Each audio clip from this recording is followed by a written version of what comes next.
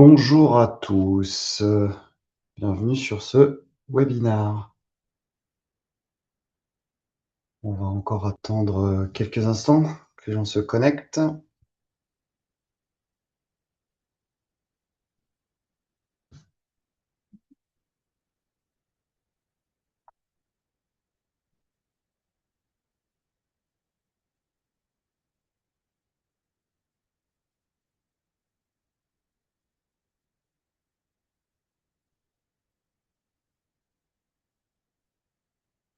Bonjour et bienvenue à ceux qui viennent de nous rejoindre. Bienvenue sur ce webinar sur la facturation électronique.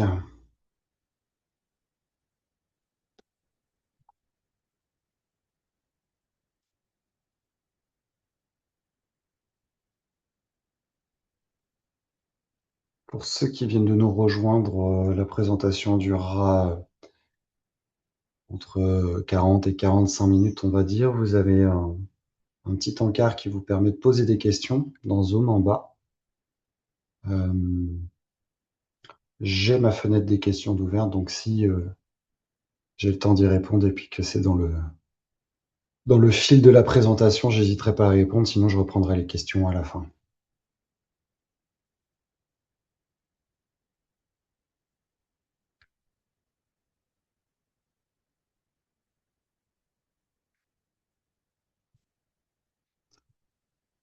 On va attendre encore un petit moment et on va pouvoir démarrer.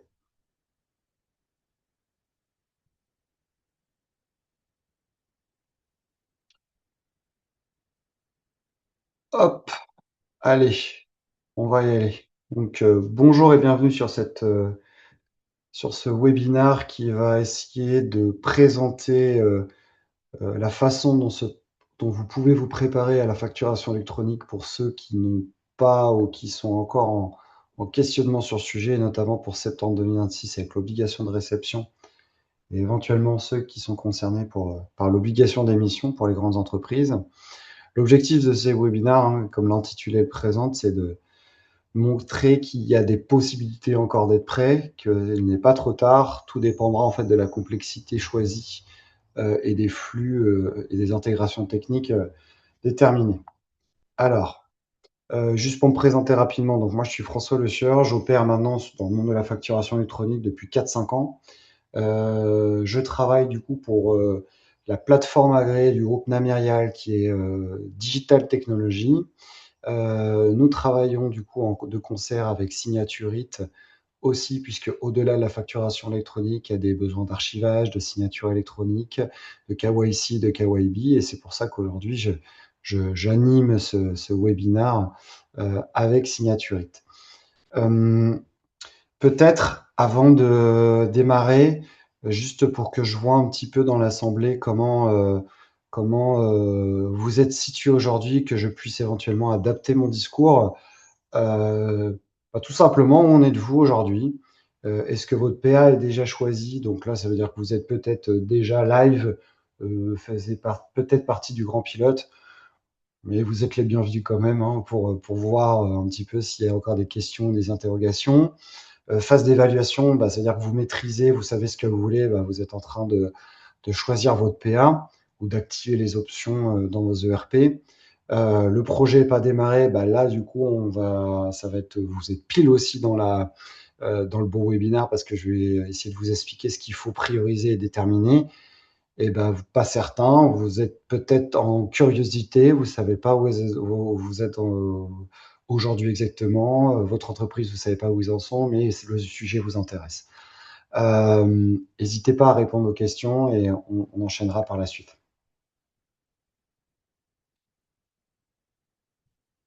Normalement, vous avez un petit encart sondage questionnaire qui est apparu.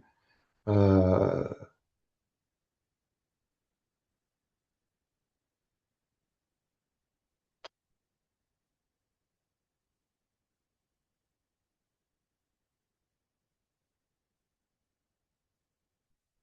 je ne sais pas si je vois les réponses.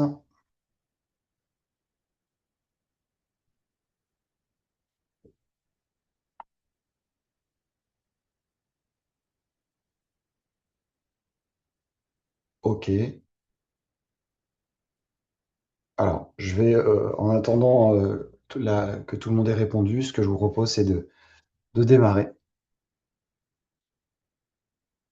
Alors, comme je l'ai indiqué en introduction, ce webinaire vous aidera à comprendre en fait ce qui change réellement en septembre 2026. Je ne vais pas y passer trop de temps parce que je suppose que vous avez déjà vu plein de choses sur la réforme et on va aller vraiment à l'essentiel pour ne pas trop se perdre dans les détails réglementaires.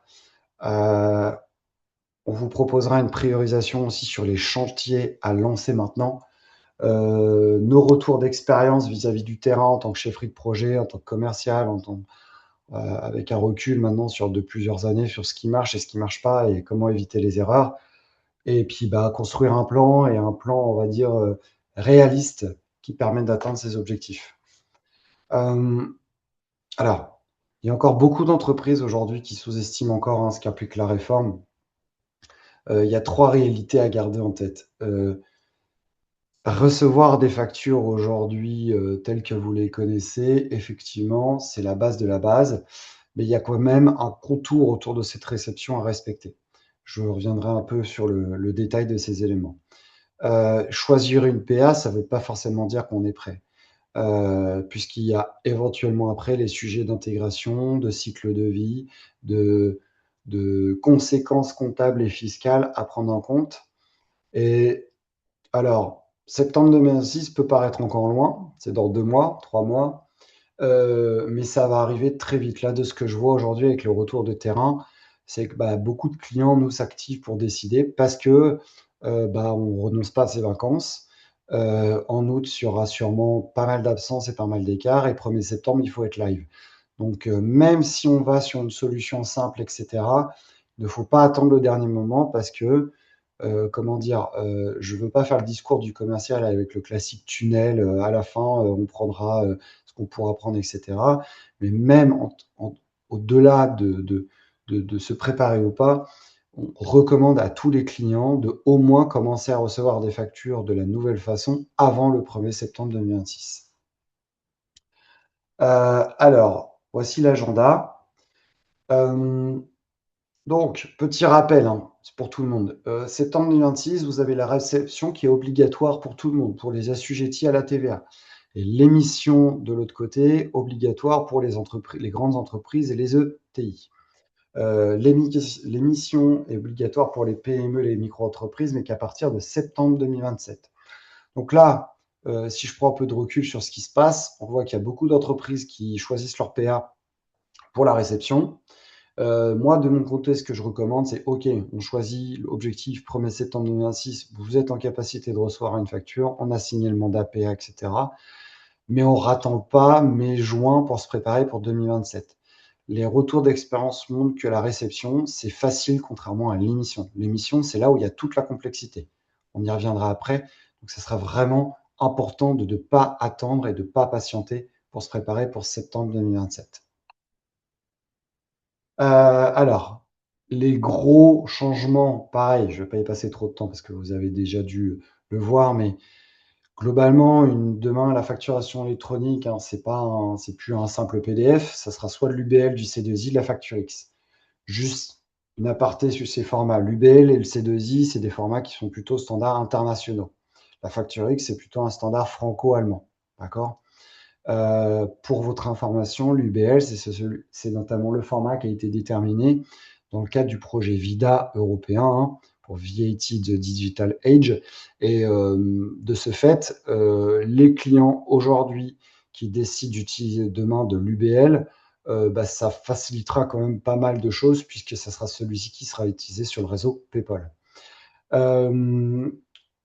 Il y a un enregistrement, donc ce qu'on disait, hein, être capable de recevoir, c'est beau, mais il faut être enregistré sur l'annuaire PPF, puisque c'est celui-ci qui vous permettra de recevoir les factures où votre fournisseur trouvera votre adresse électronique.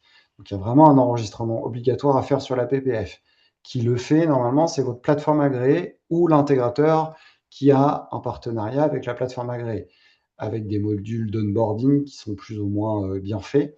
Mais l'idée, c'est que là, pareil, si vous sentez que vous êtes live et que bah, vous avez choisi votre paire et tout, la priorité de la priorité, c'est d'avoir été enregistrés sur l'annuaire PPF afin de pouvoir recevoir les factures. D'ailleurs, hein, petite digression, mais c'est là-dessus que les autorités regarderont les entreprises. Vous l'aurez compris, si j'ai pas d'adresse électronique, je ne peux pas recevoir les factures. Et si toutes les entreprises font comme ça, bah, le système est bloqué en gros. Donc vraiment, le focus à avoir aujourd'hui, c'est choix de ma PA et enregistrement le plus vite possible sur l'annuaire de la PPF. On n'oublie pas une mention, puisque la France a choisi de faire à la fois la partie invoicing pour tout ce qui est B2B domestique, mais elle a aussi décidé de faire ce qu'on appelle le e-reporting pour la partie B2C internationale. Globalement, tout ce que vous faites en facturation B2C, que ce soit les aides de caisse quand j'ai des magasins ou de la facturation B2B, B2C, les achats internationaux, les ventes à l'international, doivent aussi faire l'objet d'un e-reporting. En gros, globalement, c'est une consolidation des données de transaction qui sont inhérentes à ça et il faut le déclarer aussi à l'administration fiscale. Pas d'inquiétude, le e-reporting, c'est 2027 pour les petites entreprises, mais pareil, il ne faut pas laisser de côté trop longtemps ce sujet, puisque c'est d'ailleurs là qu'on constate qu'il y a aussi beaucoup de complexité. L'invoicing a souvent été la priorité, ce qui est normal, mais là, on voit que sur la partie reporting, il y a quand même des complexités. Il faut bien penser à prendre ce sujet en main. La plus grande complexité, globalement, c'est comment je fais pour simplifier cette consolidation de données, sachant que dans mon ERP, c'est peut-être pas forcément tout propre. Donc, globalement, la plus grosse problématique, c'est comment je fais le dispatch entre tout ce qui relève du invoicing et tout ce qui relève du e-reporting. Donc, il n'y aura pas d'exception. Toutes les factures, au moins en B2B France, d'accord, transiteront par les plateformes agréées en 2027. Il n'y aura plus d'envoi de PDF dans un pièce jointe de mail. Il y a un life cycle obligatoire, donc les fameux le cycle de vie. Donc, ça, c'est une donnée aussi qui est très importante quand je commence à avoir beaucoup de volumétrie. Les cycles de vie sont un point très important. Quand je reçois une facture, il faut que je l'accepte, que je la refuse, que je la mette en litige, etc. Très bien. Quand j'ai pas beaucoup de volume, pas de souci, je me connecte sur ma PA, je modifie les factures, les statuts à la main. Bon, c'est pas très dérangeant. Par contre, quand je commence à avoir un peu de volumétrie, c'est quoi la plus grosse complexité? Bah, j'ai reçu les factures, je les ai traitées peut-être dans mon environnement déjà P2P, hein, dans mon environnement de dématérialisation dans mon ERP. Bah, si je retourne pas l'information à la plateforme agréée que j'ai accepté, mis en litige, approuvé partiellement ces factures, bah, globalement, ce qui va se passer, c'est que vous allez devoir vous reconnecter sur la plateforme agréée à la main pour changer ces statuts. Donc là, dans ce cadre-là, le life cycle, il y a aussi la possibilité d'automatiser le renvoi de l'information de l'acceptation, par exemple, par un format CDAR, d'accord? En gros, c'est une sorte d'XML qui permettra d'automatiser, qui vous permet d'automatiser en fait la mise à jour des statuts. Le cycle de vie aussi est très important pour votre émission, notamment si vous êtes sur de la TVA sur encaissement, puisque quand vous allez émettre des factures, le statut encaissé sera obligatoire si vous êtes sur la TVA sur encaissement. Ça veut dire quoi? Ça veut dire que, pareil, s'il n'y a pas trop de volumétrie très grosse à l'émission, bon, bah, c'est pas très, très grave. Vous vous connectez sur la plateforme agréée émettrice et vous changez le statut en encaissé. Quand on commence à avoir beaucoup de volumétrie, c'est quand même intéressant de réfléchir au fait d'émettre un statut en masse automatique pour mettre à jour ce statut sur ma plateforme agréée émettrice. Vous l'aurez compris, juste déjà avec ces items, on n'est pas sur un projet uniquement en finance, hein. Moi, les projets qui se portent bien et qui avancent bien, c'est là où il y a de l'IT, de la finance, des opérations et de la conformité. D'accord? Au moins de l'IT, de la compta finance. D'accord? Ne prenez pas le sujet que par un bout, c'est vraiment un sujet global. Retour sur le grand pilote, je ne vais pas y passer trop de temps, mais là, depuis mars jusqu'au 31 août 2026, vous avez la possibilité de participer à un grand pilote. Renseignez-vous auprès de votre plateforme agréée si vous l'avez déjà choisi. Sinon, nous, ce qu'on vous proposera au moment de la souscription, c'est au moment du remplissage du mandat de PA, de vous faire participer au plus tôt, au plus vite à ce grand pilote, afin que vous puissiez commencer à voir en live comment ça fonctionne, la réception d'une facture. Les trois chantiers, donc, les trois piliers, on va dire, qui sont à lancer en parallèle. C'est la partie réglementaire. Donc là, encore une fois, le rappel, C'est choisir et mandater une plateforme agréée, c'est la priorité de la priorité. Que vous soyez pas prêt à l'intégration, que le statut de cycle de vie, vous deviez les changer à la main, bon, bah, soit, vous verrez ça par la suite. Mais si vous voulez être conforme et réglementaire et pas commencer à avoir des amendes, vous choisissez votre PA et vous vous inscrivez, quitte à changer après, etc. Mais au moins, vous serez enregistré sur l'ANMR. La partie technique, donc là, bah, il y a la préparation de l'ERP, la méthodologie d'intégration, par exemple, si je fais des API ou du SFTP, et le respect des formats. Ça, c'est très important. La préparation de l'ERP, c'est surtout pour la partie émission. Là, si vous êtes concerné par 2026, septembre 2026 pour l'émission, vous n'avez plus de temps à perdre. Les champs et les données obligatoires, c'est compliqué. Le nettoyage, c'est compliqué. Tout le monde n'est pas capable de sortir un format socle. Donc, c'est vraiment le deuxième chantier prioritaire si vous ne voulez pas être en, en difficulté réelle au moment de l'émission en septembre.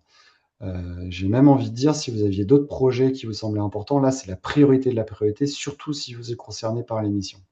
L'éditeur que vous choisira ne fera pas le travail à votre place. Il ne nettoiera pas le RP, il ne fera pas le cleaning, le nettoyage de tous les données en doublon, de ce qui manque, etc. Ça, c'est vraiment la base de la base. Et enfin, sur la partie opérationnelle, peut-être parmi les participants, vous avez des cas d'usage un peu spécifiques, des tiers payeurs, de l'autofacturation, de la facturation à l'avancement.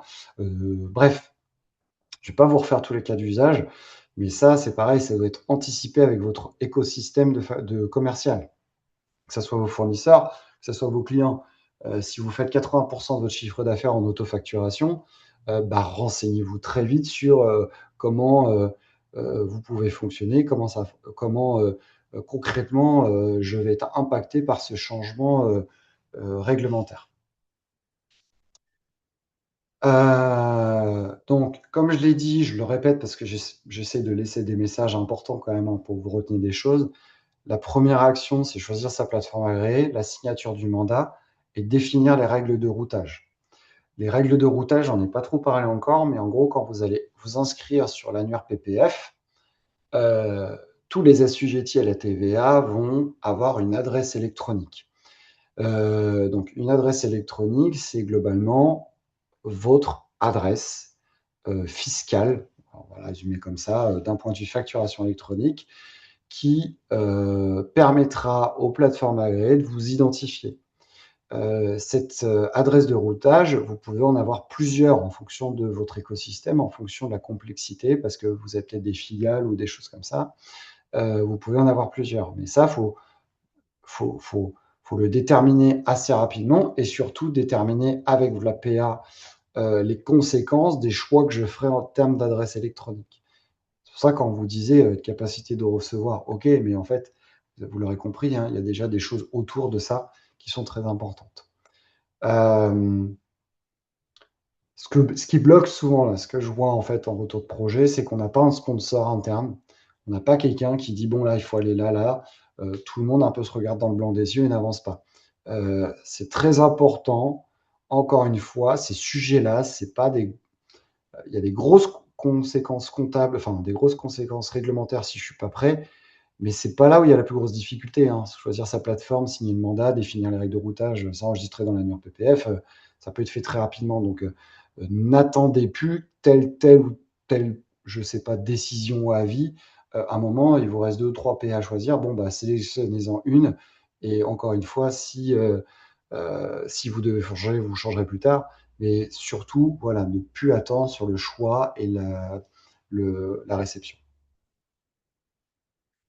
Le chantier numéro 2, c'est la partie la plus technique. Alors, c'est souvent la plus sous-estimée au sens où on se dit, bon, bah, c'est pas très grave, de toute façon, on fera de l'SFTP, de l'API, etc. Mais encore une fois, il n'y a pas que un sens, d'accord? Je reçois des factures, je les pousse en SFTP, je les mets dans votre ERP. Ça, on le fait depuis des années, on va dire depuis 20 ans. C'est pas le sujet. Ce qui est complexe là, c'est qu'on est vraiment dans un bidirectionnel. C'est-à-dire qu'en fait, pour la réception, j'entends par exemple, on va recevoir des factures, on va vous les exporter dans l'outil comptable. Vous allez vous devoir de votre côté, par exemple, comme je l'ai indiqué en introduction, réémettre en fait une mise à jour des statuts du cycle de vie. Donc, vous l'aurez compris, c'est déjà un peu complexe. Tout le monde ne sait pas faire dans l'ERP. Les connecteurs API, ben nous, par exemple, Digital Technologies, au sein du groupe Signaturite, on a des API, mais il faut que vous ayez les connaissances chez vous et la compétence pour venir les consommer. Sinon, on reste en SFTP. Ou alors, s'il y a des volumes très faibles, on met une plateforme sans intégration et ça ira très bien. Vous allez chercher les factures à la main, vous mettez à jour les statuts. Le mapping de l'ERP, donc c'est ce que j'ai déjà indiqué au préalable. Là, il s'avère que, en gros, toutes les factures demain en émission, vous devez respecter des mentions obligatoires. Toutes ces mentions obligatoires doivent suivre en fait des règles de cohérence à travers des champs qu'on appelle des business terms. Et tous ces BT doivent pouvoir être remplis sur la facture pour pouvoir être émises. S'il manque des champs, s'il y a un problème de cohérence, votre PA émettrice n'émettra pas la facture. Donc c'est très très important, encore une fois, si vous êtes concerné par septembre 2006, de ne plus attendre. Commencez rapidement sur le sujet. Les données obligatoires, j'en ai parlé. Et enfin, les formats. Donc là, sur les formats, il y a plusieurs possibilités. Soit votre ERP est déjà en capacité de sortir en facture X, C2I ou EBL, là, c'est très bien. Vous avez déjà une grosse partie du travail qui est faite. Si c'est pas possible, ce qu'on préconise, nous, côté des Digital Technologies, c'est vous nous poussez un CSV ou un XML, que sais-je, et nous, là, on va travailler sur un mapping pour convertir au bon format. Par contre, là, il nous reste 2 mois. C'est ce qui prend le plus de temps. Donc nous, ce qu'on aura tendance à dire aux clients, c'est maintenant, excusez-moi, mais là, il nous faut tel champ, il nous faut tel champ, il nous faut que ça fonctionne comme ça. On ne va pas faire le travail à votre place sur la partie émission. C'est la partie champ données obligatoire et comment sort le fichier. La priorité de la priorité, si vous soyez en capacité de sortir les fichiers avec les mentions obligatoires, CSV encore une fois par exemple, et nous, on vous aidera et on vous dira, OK, vous avez CSV, par contre, il nous faut telle information pour pouvoir produire le format socle au bon format. Voilà. Le numéro 3, chantier numéro 3. Donc, comme je le disais, la conformité ne s'arrête pas à la facture standard. Produire un format SOC, c'est bien, être capable de la recevoir, c'est aussi mieux. Mais vous avez effectivement d'autres éléments. Donc les cycles de vie, comment je gère les avoirs, ma procédure de contestation, parce que juste à maintenant, vous receviez des factures par mail ou par courrier ou vous alliez les chercher sur les plateformes. Vous n'étiez pas d'accord, vous aviez une mise en litige et puis vous aviez une discussion, on va dire, commerciale entre acteurs pour régler ce litige. Dans le cadre de la plateforme agréée, vous avez ces statuts, vous allez recevoir des factures. Il y a des conséquences derrière le choix des statuts. Par exemple, ce qu'on recommande, c'est de ne pas forcément mettre refusé si vous n'êtes pas d'accord avec une facture, parce qu'un refus, c'est définitif. Il n'y a plus de retour en arrière possible. Par contre, si sur une facture, vous avez vous avez l'habitude, par exemple, je vous dis, fournisseur, la prochaine, tu mettras plus de quantité ou tu me feras une remise, etc. Ne mettez pas forcément refus à chaque fois. Allez choisir plutôt sur un mise en litige. Comme ça permet d'avoir une négociation commerciale, une discussion avec mon fournisseur et éviter en fait des conséquences comptables et fiscales qui sont un peu lourdes pour les systèmes. Ça, en fait, je ne prends qu'un exemple parmi tant d'autres, mais il faut l'avoir anticipé et c'est vraiment du pur opérationnel. Là. C'est pareil, nous, en tant qu'éditeur, on va arriver, qu'est-ce que vous voulez faire, comment vous voulez fonctionner. On ne va pas réinventer la roue pour vous. On va pas refaire le code général du commerce. On ne va pas refaire ce que dit le code fiscal. Nous, on suit tout simplement ce qui est dit dans le cadre d'une obligation de plateforme agréée. Donc, c'est important que vous ayez connaissance de tout ça et que vous nous indiquiez comment on fonctionne. Alors, on pourra vous aviser, on pourra vous dire, voilà, telle ou telle conséquence. Mais encore une fois, là, vu le timing imparti, on n'est plus sur, je vais peut-être faire ci, je vais peut-être faire ça. Il faut vraiment avoir une réflexion à mener sur ça. Là, l'autofacturation, j'en ai déjà parlé. C'est quand l'acheteur émet la facture au nom du fournisseur. Là, c'est assez complexe. Il faut bien l'anticiper aussi. Nous, par exemple, on sait le gérer, mais il y a des conséquences en termes de règles, en termes de droits, etc. Donc, il ne faut pas non plus le sous-estimer. et toute la partie e-reporting et transfrontalier. Globalement, ce que j'ai expliqué, tout ce que je fais en facturation B2C, tout ce que j'achète à l'international, tout ce que je vends à l'international, comment moi, je suis capable de récupérer la data pour faire cette déclaration e-reporting tous les 10 jours, je suis sur un régime normal de TVA, et déclarer à l'administration fiscale tout ce que j'ai fait en termes de B2C et international. Ça peut paraître simple sur le papier, mais globalement, en gros, aujourd'hui, quand je pose à un client, bon, bah, très bien, sortez-moi un CSV ou sortez-moi une donnée où je suis capable, moi, depuis ce fichier, de savoir quand c'est du B2B France, du B2C ou du B2B international, et ben, vous constaterez que c'est pas forcément si facile que ça. Les 5 erreurs aujourd'hui qui font dérailler les projets, on n'est pas sur un discours, vous l'avez vu, pur commercial. Là, je suis vraiment dans un retour terrain pour vous aider et éviter les mêmes erreurs. Souvent, j'ai pris une PA par défaut, celle-ci fait pas ci, fait pas ça. J'ai envie de vous dire maintenant, cette partie 1, elle est plus forcément d'actualité. Si vous l'avez choisie, bon, bah, continuez au moins jusqu'au 1er septembre. Mais ne tardez pas, si vous constatez qu'il y a vrai des lacunes fonctionnelles, etc. Aujourd'hui, entre PA, on a les obligations de récupérer, enfin pas de récupérer les datas, mais vous n'avez aucune obligation de conserver la même PA pendant trop longtemps. S'il y a des vrais manquements euh, réglementaires, etc., négocier et quitter et changer, quoi. Parce qu'aujourd'hui, il y a des PA qui viennent de cas métiers, il y a des PA qui viennent de RP dédiés, il y a des PA qui viennent de la GED, il y a des PA qui viennent de l'invoicing comme nous. Donc, tout le monde n'a pas la même maîtrise et la même compétence des sujets. Traiter l'e-reporting comme un sujet secondaire. Ça, je le vois en fait. Il y a beaucoup d'entreprises qui s'inquiètent du PDF, du FactureX, etc., des statuts cycle de vie, mais le e-reporting, encore une fois, c'est quelque chose de très important. Donc, renseignez-vous sur cette partie-là. Prenez le temps de voir comment c'est composé, comment je peux le composer dans mon ERP, c'est très important. Démarrer l'intégration technique trop tard, c'est souvent sous-estimé. Qui porte le SFTP? Est-ce que c'est l'éditeur? Est-ce que c'est mon entreprise? Les API, les développeurs m'ont dit qu'il n'y aurait pas de souci, j'irai me connecter, mais on sait tous très bien qu'il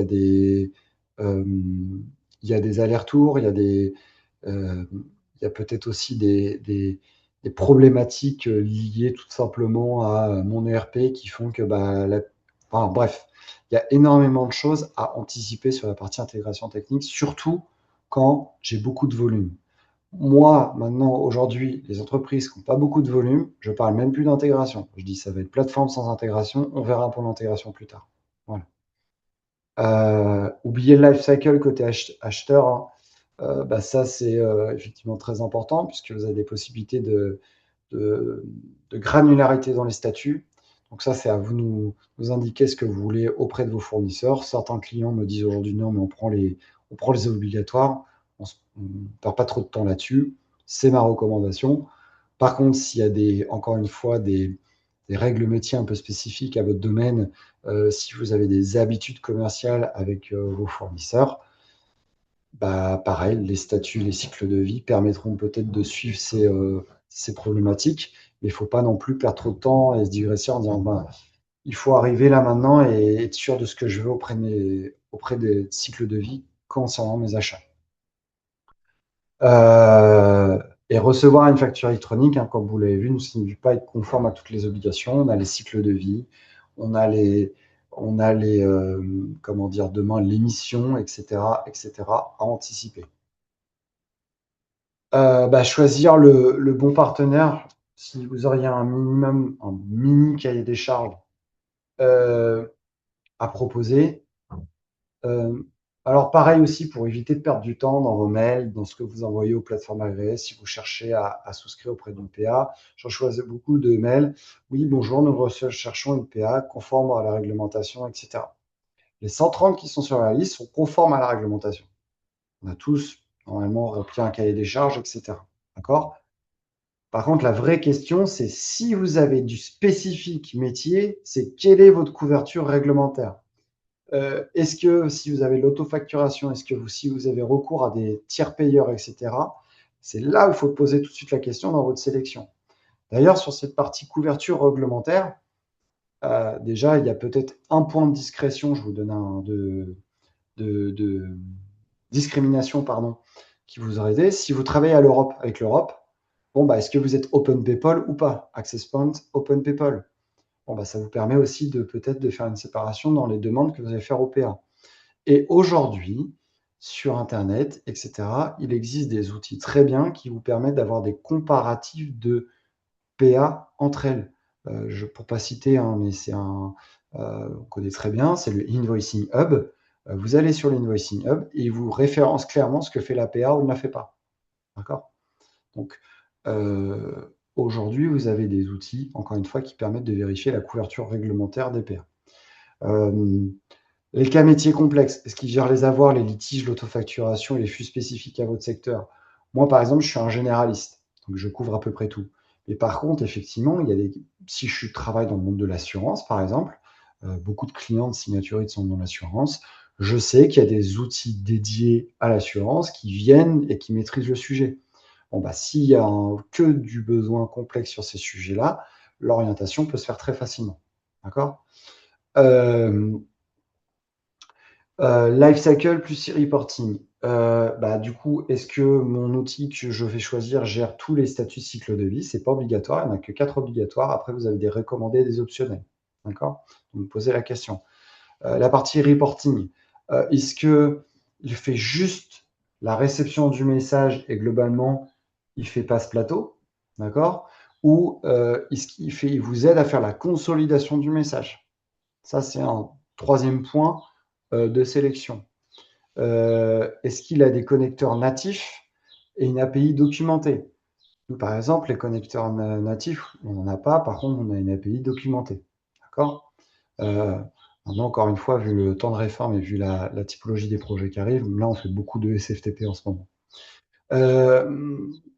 Comment se fait l'accompagnement jusqu'au Go Live? Est-ce qu'il y a une période d'hypercare? Est-ce qu'il y a un soutien? Est-ce qu'il y a un support dédié au moment du 1er septembre quand on va appuyer le bouton? Etc. etc. Tout ça, c'est les questions classiques d'un projet pour la partie logicielle, mais c'est important de bien les remettre et de pouvoir faire votre choix rapidement en un temps restreint. Vous voyez, ça, c'est normalement une roadmap idéale sur 4 mois. J'ai exprès laissé 4 mois parce que là, il ne nous reste plus que 2 mois. Pour vous montrer un peu le niveau d'urgence. C'est qu'aujourd'hui, euh, bah, le cadrage, globalement, quand on est à ce niveau-là, si on est juste sur de l'obligation de réception, on n'en fait plus de cadrage parce qu'en fait, on choisit juste la réception, l'adresse électronique, je vous inscris à l'annuaire PPF et on avance. Par contre, si j'ai les missions pour 2026, bah, vous aurez compris là qu'en 2 mois, ça devient très compliqué. Donc c'est pour ça qu'il ne faut plus attendre, puisqu'il y a le mapping, il y a les règles métiers, il y a l'intégration, à anticiper. Si j'ai beaucoup de volume, je ne vais pas faire ça à la main. Commencer à tester avec certains scénarios, etc. Donc là, par exemple, dans les recommandations que je fais, s'il y a un cas d'usage qui fait 80% de votre chiffre d'affaires et 20% restant des trucs un peu génériques, eh ben, on va se consacrer sur les 80% et tant pis si les 20% ne sont pas prêts au 1er septembre. L'idée, c'est vraiment de vous faire perdre le moins d'argent possible et d'être efficace dans la mise en conformité et de prioriser. Et on ne se perd plus dans des détails ou des choses comme ça. Moi, j'aimerais bien avoir ci, ça, en fonction des équipes et des métiers. Là, nous, maintenant, on est très ferme. Hein. On avance, on n'a plus le temps, en fait, on n'a plus le temps et le luxe de se permettre de perdre dans les détails. Voilà. Là, maintenant, c'est plutôt une roadmap réaliste. On cadre, on paramètre, et en gros, vous avez un go live pratiquement au 1er septembre. Pas trop le temps hein, d'avancer beaucoup plus vite, surtout encore une fois si vous êtes si vous êtes concerné par l'émission. Alors ça, c'est un exemple de notre plateforme. Si vous êtes intéressé pour aller plus loin, bah, vous serez de toute façon recontacté par nos équipes. Globalement, on a une plateforme en ligne qui reprend tous les grands items de la réforme, qui permettent de voir très rapidement et de mettre à jour très rapidement les statuts du cycle de vie directement sur la plateforme, de télécharger la facture grâce à un visible qui est régénéré en PDF depuis n'importe quel format et comme vous pouvez le voir à gauche, on a aussi ce qu'on appelle un module editor qui permet quoi? Qui permet en fait de tout simplement faire de la facture manuelle. C'est-à-dire qu'en fait, je vous prends l'exemple, vous avez une SCI qui fait 10 factures par an, quand on reçoit 5 par an. Bon, bah, pas grave, au lieu de remettre ça dans un ERP pour si peu de volumétrie, etc., vous aviez l'habitude de la faire sur Word ou sur PDF, bah, on a un module qui permet de créer la facture directement. Là, ce que vous voyez à l'écran, j'ai fait défiler un peu la démo. Bah, c'est le fameux PDF qui est régénéré en lisible, d'accord. Donc pour les clients qui ont déjà des outils qui permettent de dématérialiser, bah, vous prenez le PDF et vous le poussez dans votre solution. Là, on voit un peu toute la partie B2C, hein, comment ça fonctionne. Et ici, c'est le fameux éditeur de facture. On choisit la typologie de transaction. Je suis en B2B sortante. Je fais une facture, je crée une nouvelle transaction et là, je vais remplir à la main les champs. Ce qui me permettra d'être conforme. C'est lourd, c'est pas, c'est pas pratique pour l'utilisateur, mais ça permet de dépanner pour ces petites volumétries. Voilà.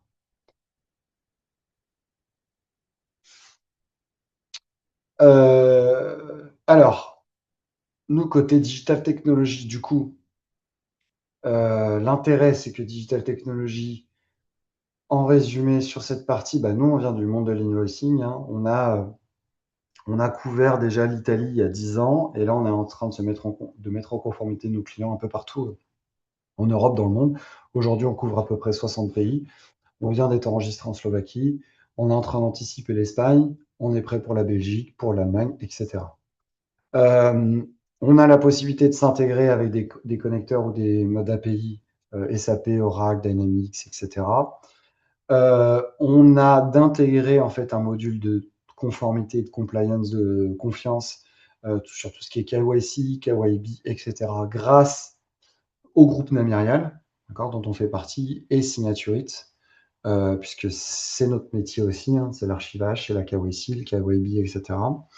On est sur l'automatisation, on est capable aussi demain de vous accompagner sur l'automatisation totale. Là, j'en fais pas trop de projets parce que je me concentre sur l'invoicing, mais demain, si vous voulez évoluer vers bah, du circuit de validation, du two-way, two-way matching, des process de réconciliation, du contract management, du source to pay, etc., on est capable d'aller jusqu'à là-dessus. La grosse force de DT, c'est qu'on est complètement flexible. Vous avez peut-être vu aujourd'hui, si vous êtes en cours d'évaluation, des acteurs sur le marché qui proposent en fait toute la solution de démat dans son ensemble. Nous, on peut proposer juste le module invoicing et après, quand vous serez prêt pour avancer sur la suite, on avancera plus tard sur la suite. J'ai envie de dire, il y a trois choses à retenir sur ces éléments. Euh, Je retiens que bah, du coup, la conformité repose bien sur trois piliers, hein, le réglementaire, le technique et l'opérationnel. Ils doivent être menés ensemble, ils ne doivent pas être menés séparément. Il y a encore 2 mois, vous avez encore du temps, mais il ne faut plus traîner, donc je veux vous rassurer. Et encore une fois, j'ai un discours d'honnêteté avec vous, il ne faut pas s'attendre à des miracles. On se consacrera à la priorité, le réglementaire, la conformité, et on va dire le, comme disait, hein, la tendance suivra, mais par contre, il faut vraiment aujourd'hui ne plus tarder. Euh, S'il y a besoin, donc du coup, vous avez ce petit QR code qui vous permet de prendre rendez-vous directement avec nos experts sur le sujet. S'il y a des besoins d'aller encore plus loin, etc., bah souvent c'est au niveau du deuxième rendez-vous, c'est moi qui interviendra pour voir où vous en êtes et puis comment vous aider sur ces sujets-là. J'espère en fait que ce webinaire aura été utile. Vous rappeler les grands principes. Bien évidemment, en 40-45 minutes, on ne peut pas couvrir tous les détails et tous les cas d'usage spécifiques de chacun des clients.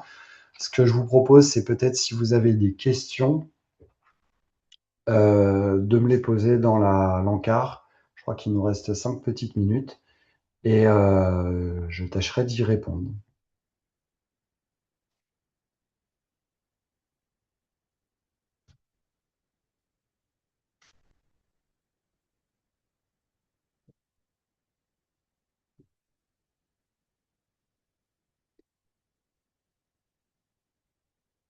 Alors, j'ai une question sur la partie cas d'usage. Ma PA me dit qu'elle va traiter le cas d'usage, mais qu'elle n'a pas encore mis en place. Dois-je lui faire confiance? J'ai envie de vous dire oui maintenant. Malheureusement, en fait, aujourd'hui, si tout le monde s'attend, on n'avance plus. En fait, les PA ont besoin aussi de traiter et d'avancer pour pouvoir les traiter et avancer. J'entends par là que moi, j'ai beaucoup de clients qui me disent: «Ah, est-ce que vous avez déjà géré ça? Est-ce que vous avez géré ça? Est-ce que vous avez géré ça?» Les 46 cas d'usage, c'est des choses complètement nouvelles. Partout en Europe, rien n'a été fait de tel quel. La France est les seuls et uniques à avoir cette complexité sur un régime décentralisé comme le nôtre. Bien évidemment qu'il y a très peu de PA qui sont capables de dire bah, aujourd'hui, oui, je gère les 46 cas d'usage avec des références, 10 références par cas d'usage. Euh, si on attend tous, en fait, c'est un peu comme la personne est-ce que tu viens cette soirée? Bon, bah, j'irai si tu viens, etc. Bah, du coup, on n'y va pas. Là, c'est pareil pour les cas d'usage. Il faut avancer, tester, avancer avec votre éditeur en confiance. Et je ne vends pas que ma PR, hein, je vends aussi, je parle pour les confrères et les consoeurs. Il ne faut plus trop patienter sur ces sujets-là.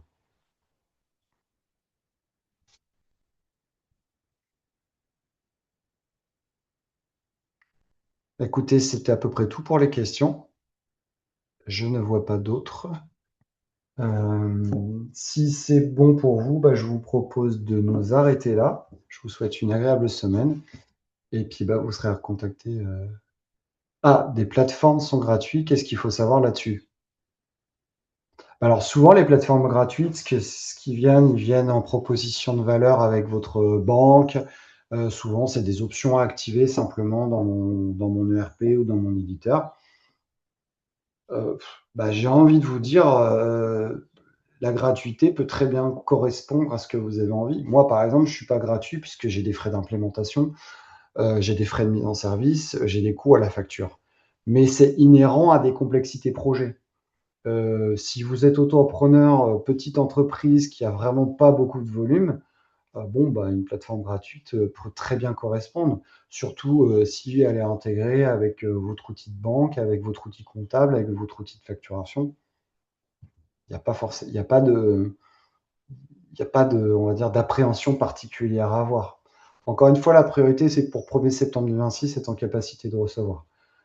S'il y a une difficulté, que ça ne correspond pas à vos métiers, etc., bon, bah, vous changerez par la suite.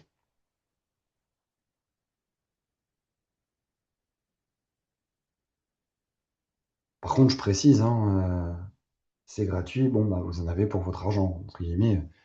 Si vous êtes une entreprise qui gère 10 000 factures par mois ou même 1 000 factures par mois, avec des complexités, des bons de commande ou quoi qu'est-ce, des relations internationales, une construction du reporting, bon, bah, là, je pense que ça sera sous-calibré pour votre besoin.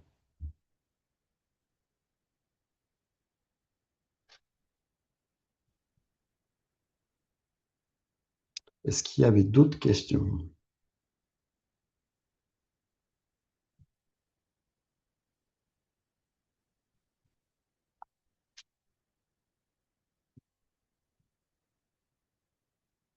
Bah, a priori, on a fait le tour. Bah, écoutez, merci de votre attention.